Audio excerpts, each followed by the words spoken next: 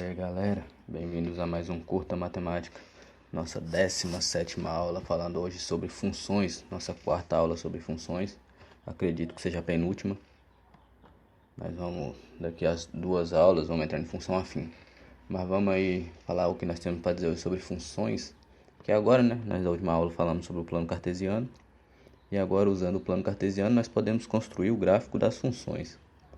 Um exemplo, nós vamos pegar aí um domínio, menos 1, menos 2, 3, 4 e 5, e uma regra, uma lei da função, a fórmula da função x menos 1, f de x igual a x menos 1. Então aí nós temos aquela tabelinha nossa, nós já fizemos ela na primeira aula sobre funções. Nosso x, a nossa entrada igual a menos 1, passa pela fórmula, a saída igual a menos 2. E aí sucessivamente, pode olhar na tabelinha aí, dá para entender. Tranquilo? Menos 2 vai dar igual a menos 3, 3 igual a 2, 4 igual a 3, 5 igual a 4. Então, seguindo, nós vamos ter então nossos pares ordenados. Lembra que a gente falou disso também? Então, vai ter o x e o y. Então, nós vamos ter aí, esse f era para estar em minúsculo, beleza? Mas, par ordenado menos 1, menos 2, menos 3, 3 e 2, 4 e 3, 5 e 4. Ou seja, nosso x menos 1, nosso y menos 2. O x menos 2, nosso y menos 3. Agora precisamos determinar os pontos no gráfico. Então vamos lá.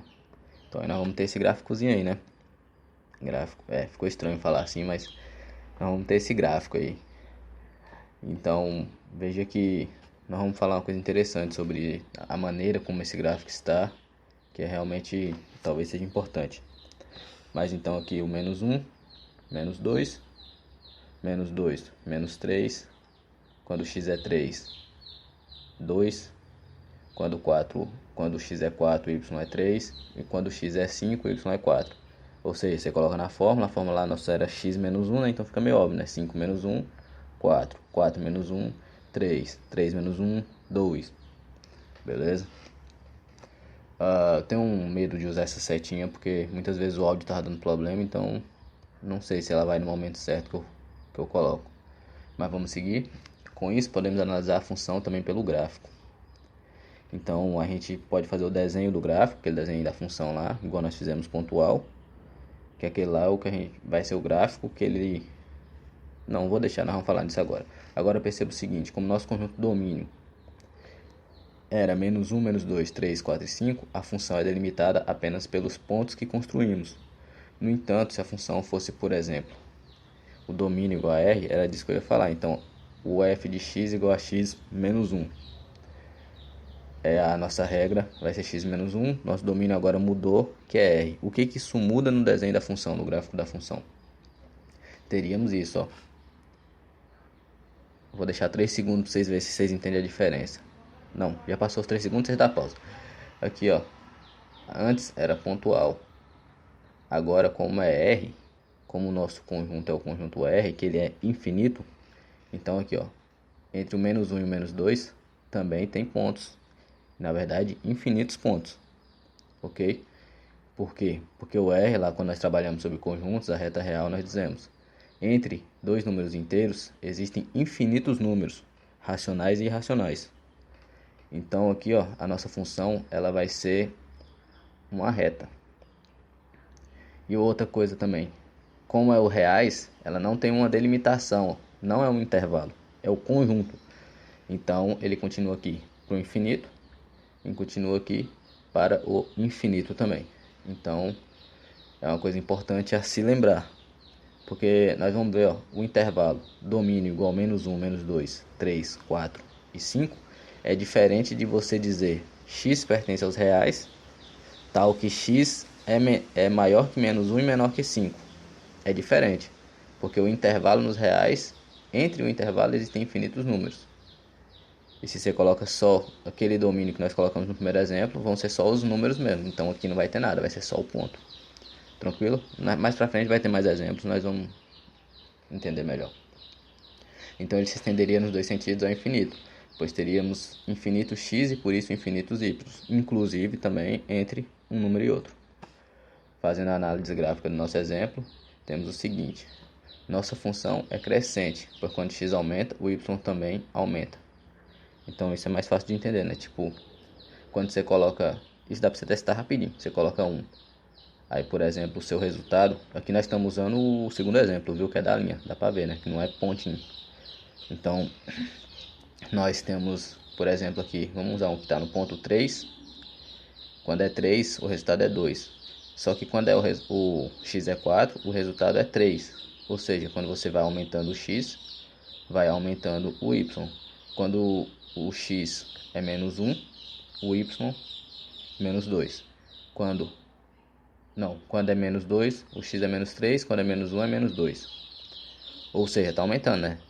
Acho que talvez, não sei em que nível que vocês estão, pode ter gente que vai confundir e vai falar que o menos 3 é maior que o menos 2. Mas não é. Então, tranquilo? Então vai sendo crescente. O x aumentando. O x vindo nessa direção aqui, ó. Quando o x vem nessa direção, ele está aumentando. E o y indo nessa direção também está aumentando. Então, por isso que a função crescente tem essa forma aqui, ó. Ela está vindo nessa direção, assim, ó, subindo. Beleza? Então, seguindo, se a função fosse decrescente, o gráfico seria assim. O x está aumentando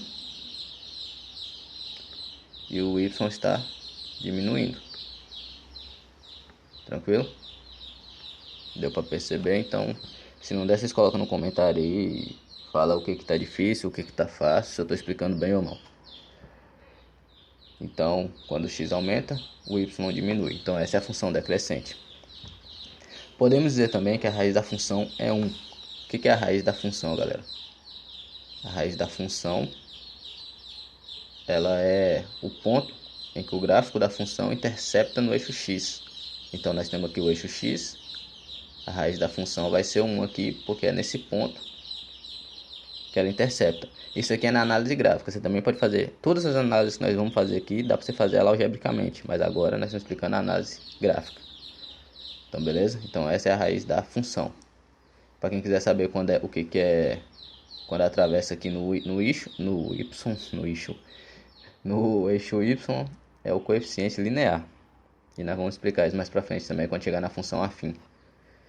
E outra coisa importante, essa reta aqui, eu coloquei o exemplo como essa reta, mas nós temos muitos tipos de desenho de gráfico de função, muito mesmo. Então, mais para frente nós vamos trabalhar alguns desenhos diferentes de uma reta, mas eu coloquei o exemplo aqui porque a próxima é a função afim, então talvez fosse mais fácil de entender de começo. Então, a raiz da função é o ponto onde o gráfico intercepta o eixo x, ou onde o y é igual a zero. Estou falando embolado hoje. Ou podemos também dizer onde o gráfico da função intercepta o eixo x. Então, beleza? O y igual a zero também vale. Você falar que é a raiz da função quando o y é igual a zero. A raiz da função. Então, também podemos analisar se ela é ou não simétrica em relação à origem. E para isso, basta analisarmos se f de menos x é igual a menos f de x. O que isso quer dizer? Se você tem um x negativo, ele vai ser igual o resultado dele. Se o x fosse positivo, só que o negativo vai ser ele inteiro. Não, ficou meio estranho para explicar, esquece o que eu falei aqui. Essa é a chamada função ímpar. Então, vamos ver se tem um exemplozinho. A nossa função não é ímpar. Porque, por exemplo, o f de menos 2 é diferente de menos f de 2. Por quê?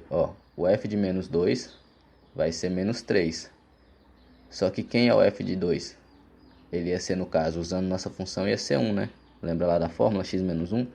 Então, 2 menos 1 ia dar 1. Só que menos 1 é diferente de menos 3.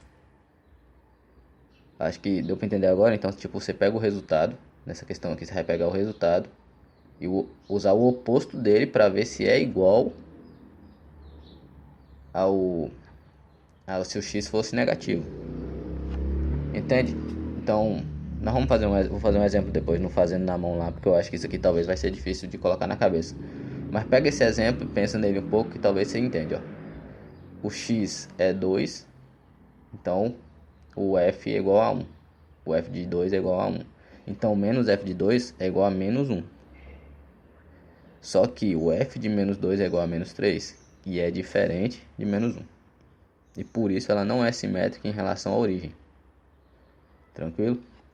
Então, seguindo, nós também teremos outro tipo de simetria que nós não vamos trabalhar por enquanto. que seria da função do tipo par. Aquela lá é a simetria da função tipo ímpar, ou seja, a simetria em relação à origem é da função tipo ímpar. A simetria em relação ao eixo y é a função tipo par, que é onde o f de x é igual ao f de menos x. Ou seja, por exemplo, lá no caso ia ser o f de 2, ia ser o f de menos igual ao f de menos 2. Então, nós vamos ver isso quando a gente trabalhar com função quadrática, que ela é uma parábola que tem isso. Que tipo, o y, ele é tanto para um lado quanto para o outro. E aí você tem simetria em relação ao eixo y. Mas não vamos falar nisso quando chegar lá mais pra frente. Então, lembrando, existem funções que não são nem par e nem ímpar. Não se apega a um nome ímpar par igual em número não, que tem muito a ver com isso. Não tem função que não é nenhuma nem outra. A nossa, por exemplo, não era nem par e nem ímpar. Podemos ainda analisar, né? Analisando a função. Podemos ainda analisando a função determinar o valor máximo e mínimo dela. Por exemplo, quando eu falei, se ela fosse nosso domínio, fosse esse intervalo aqui, fosse um intervalo de x pertencente aos reais, tal que x é maior que menos 1 e menor que 5, o valor mínimo dela seria aqui menos 3 e 4. O valor máximo, na verdade, o valor mínimo ia ser menos 3 e o valor máximo ia ser 4. Então, quando é intervalo, você consegue achar fácil. Quando nós trabalhamos lá com parábola, outros tipos de funções, a gente também consegue encontrar o valor mínimo, porque ela faz assim, um desenho que ela vem até um ponto e sobe de novo. E aí você consegue achar um valor mínimo. Na função afim, ou qualquer tipo de função que seja tipo de reta assim, não tem valor mínimo nem valor máximo, apenas em determinados intervalos. Tranquilo? Exatamente porque elas se estenderiam ao infinito. Então, vamos seguindo. Então você pode analisar assim. Agora uma questão de você analisar a imagem seria esse próprio intervalo, né? Porque o que é a imagem da função? É o intervalo de todos os y correspondentes ao x. Então ia estar aqui, ó. A imagem sua ia ser a mesma intervalo entre os valores máximo e mínimo. Ou seja, y pertencente aos reais, tal que y é maior que menos 3 e menor que 4. Tranquilo? Essa ia ser a definição da imagem dessa função a partir do gráfico. Então, se utilizarmos o domínio igual aos reais, não temos como definir valores máximos e valor mínimo, exatamente por causa que ela se estende a um infinito. E como definir o conjunto imagem pelo gráfico? Podemos, por exemplo, o nosso conjunto imagem daquele primeiro exemplozinho lá que nós usou, que era o domínio igual a menos 1, menos 2, 3, 4 e 5, não é um intervalo, são pontos.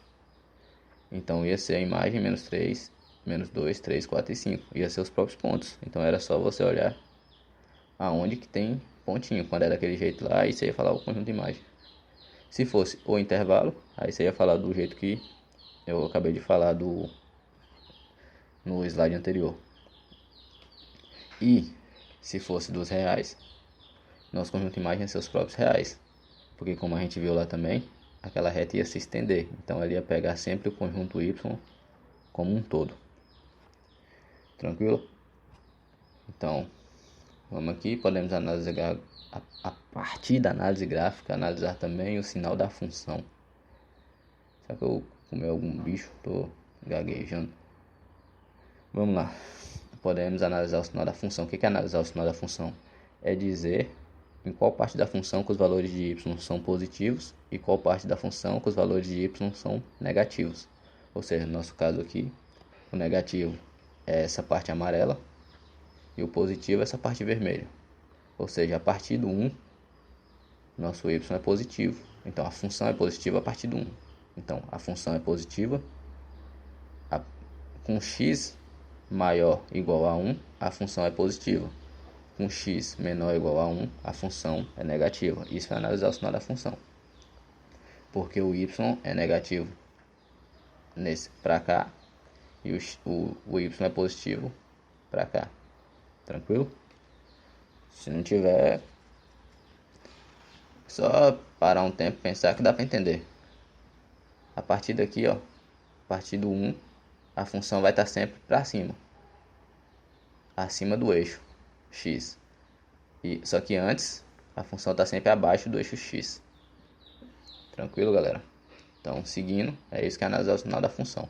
É você ver em que pontos que o y é positivo e em que pontos o y é negativo. E isso vai definir se a função está positiva ou está negativa. Então, seguindo não tem mais nada. Já passou 15 minutos e não é ideia do canal fazer vídeos muito grandes, né, galera? Porque fala que a atenção humana só dura 6 segundos. Não sei se isso é verdade não, mas é isso aí. E valeu, curta matemática.